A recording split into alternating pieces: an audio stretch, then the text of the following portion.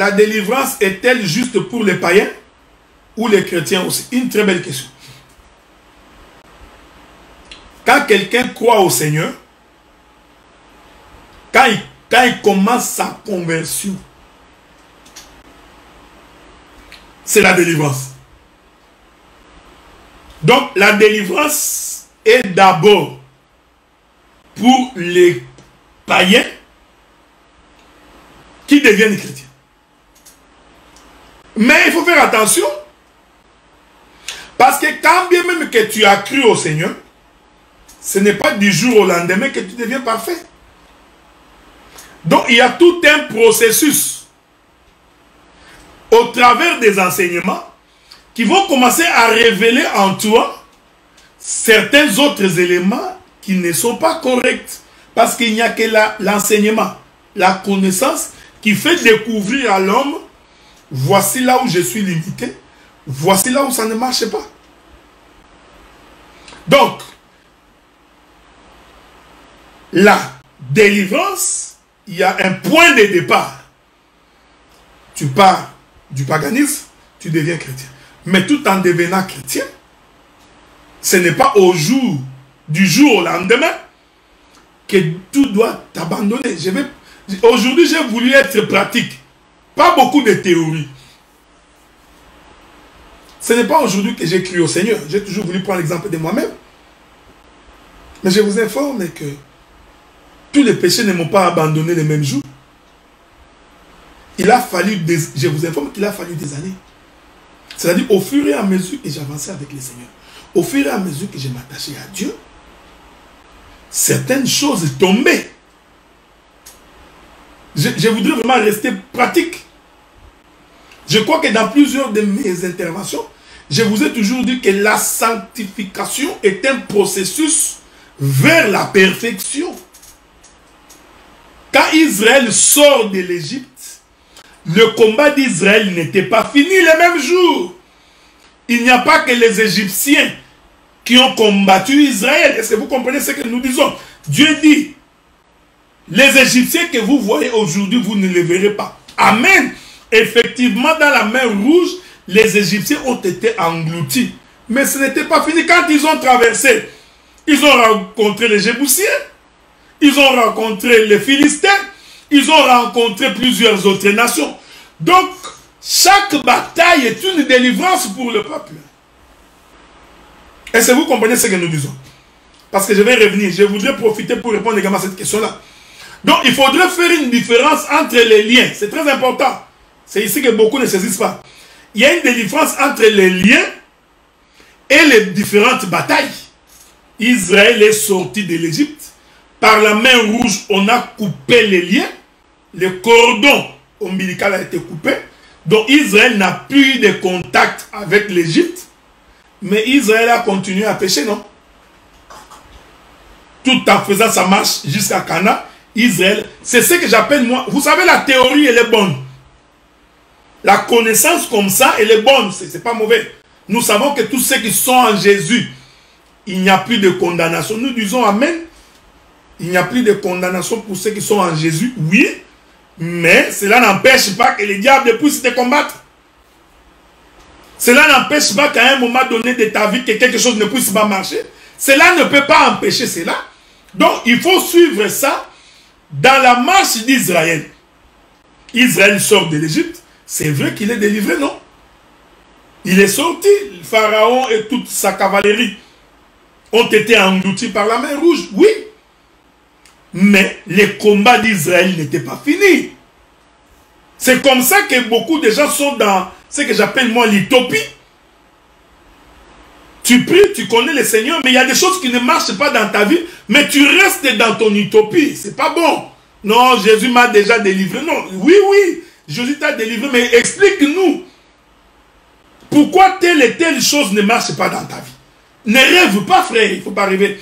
Ici, nous enseignons comme un pasteur. Tu as cru au Seigneur, mais tu es tombé malade jusqu'au point où tu voulais mourir. Le diable, il a continué à te combattre. Les sorciers de ta famille, de ton boulot, les occultistes, tous ces gens t'ont jeté un mauvais sort, ils peuvent le faire. C'est pourquoi l'Écriture dit, ils vous feront la guerre. Donc la guerre, on vous la fera, frère. Ne rêve pas. La guerre, on vous la fera.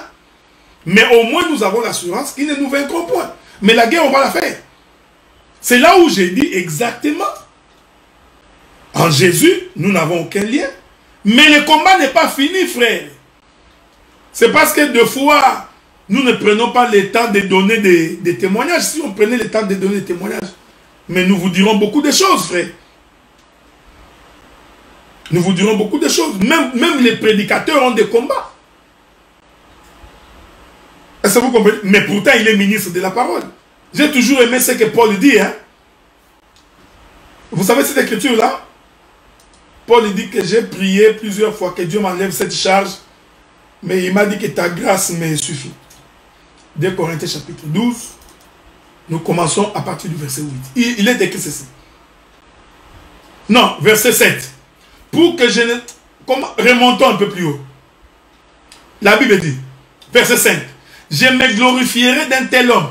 De moi-même, je ne me glorifierai pas, sinon de mes infirmités. L'apôtre Paul, celui dont on mettait les mouchoirs. Et les gens étaient guéris. J'ai dit, ici je parle de l'apôtre Paul, frère. Écoutez ce qu'il dit. Il dit, l'apôtre Paul, il dit, je ne me glorifierai pas, sinon de mes infirmités. Donc Paul avait des infirmités. Il continue. Je ne fais pas l'interprétation de quoi consistait cette infirmité. Ce n'est pas ce que je voudrais. Mon problème, je reste concentré sur le combat. Pour que tu ne sois pas un utopiste, que tu ne rêves pas. Même quand tu es prédicateur, il ne faut pas rêver. Il y a des choses qui demandent à ce que le Seigneur te délivre. J'ai lu.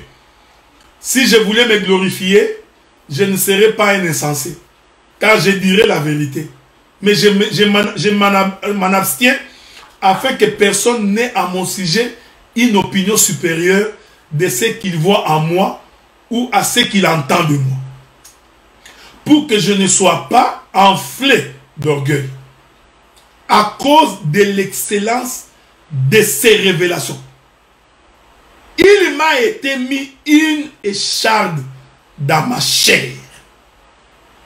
Un ange de Satan pour me souffleter et m'empêcher de m'enorgueillir. Est-ce que vous lisez les Écritures? L'ange de Satan. Celui qui parle là, c'est un ministre, un converti. Mais son combat n'était pas fini. Donc ici, j'exhorte tous les frères et toutes les sœurs qui ont cru à la parole de ne pas rêver. Nous sommes sauvés. Nos vies sont cachées en Jésus dans les lieux célestes. Oui. Mais cela ne t'empêche pas de souffrir. Le combat de ta chair n'est pas fini. Pour que même quand ça ne marche pas, tu te complais. Tu te plais en disant, oh, ça va, on est déjà guéri. Oh bien aimé, non. Ta maladie traîne des années et des années. Tu continues à confesser dans ta bouche l'Éternel. La Bible dit que c'est par ces meurtrissures que nous sommes guéris. Mais oui, mais toi, tu es malade, non? Depuis que tu cherches le travail, ça fait 15 ans. Tu n'as pas encore trouvé. Non! Mais pourtant, la Bible dit que personne ne manquera du travail. Il fera prospérer l'œuvre de ta main. Ton grenier sera rempli. Mais dis-nous, qu'est-ce qui fait que 15 ans, tu ne te trouves pas un travail? C'est là où je vous conseille de ne pas rêver. Il faut prier le Seigneur.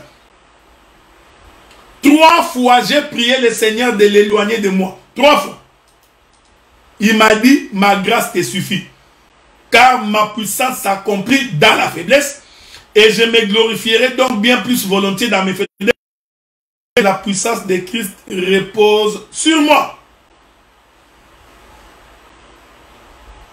Est-ce que vous comprenez?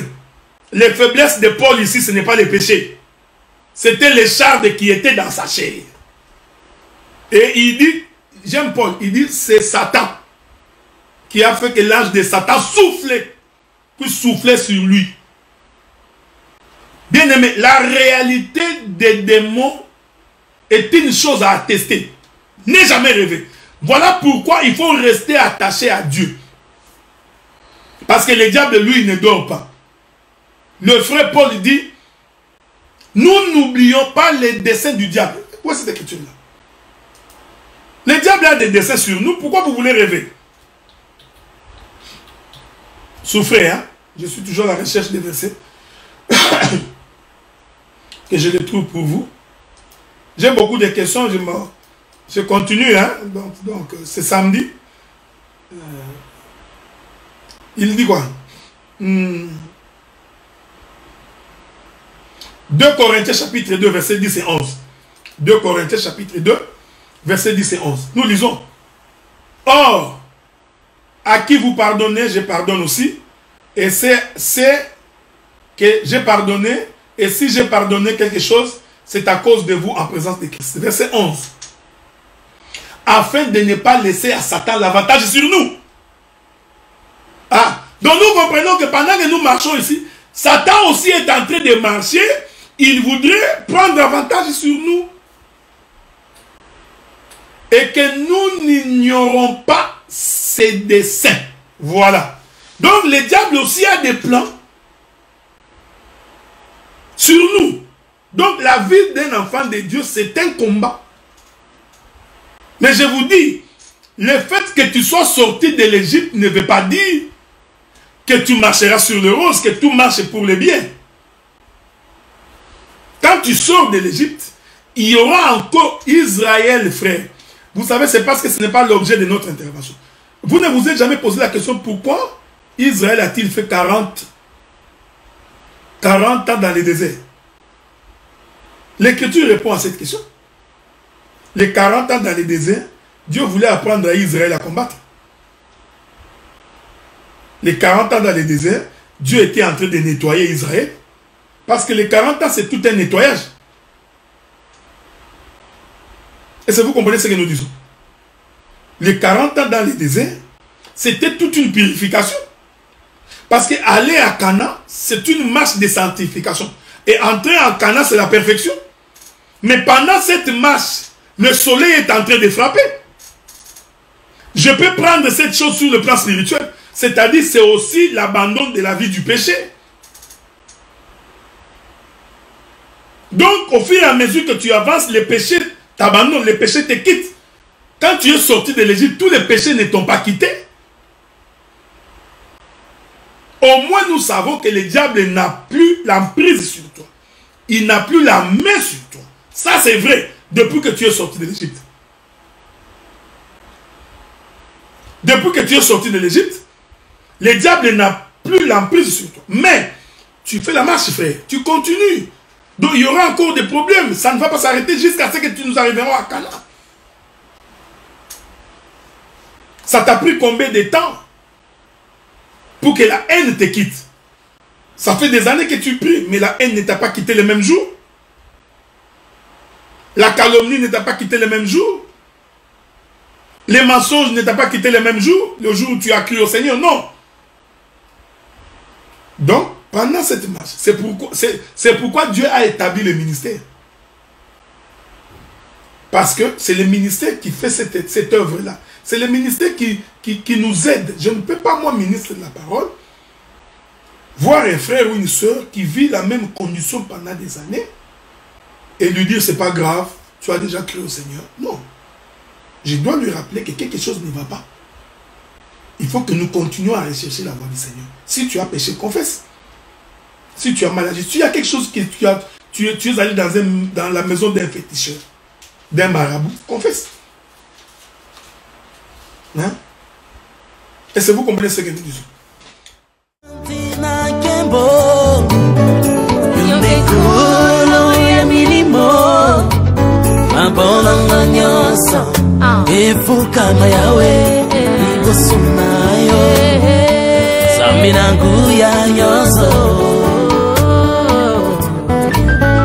Nasimami na molo